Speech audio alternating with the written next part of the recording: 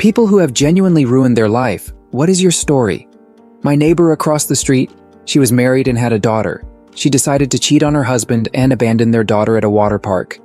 Her ex-husband filed for divorce, got full custody, got to keep the house and all his assets. She got nothing. Absolutely nothing. Their daughter has refused to see her because yes, her mom abandoned her multiple times, but the last straw was at the water park on the daughter's birthday. She looks like she aged 20 years even though she's around 35. Their daughter is now 12.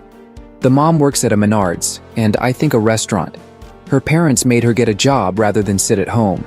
They made it clear she's earning her stay with them, no free ride.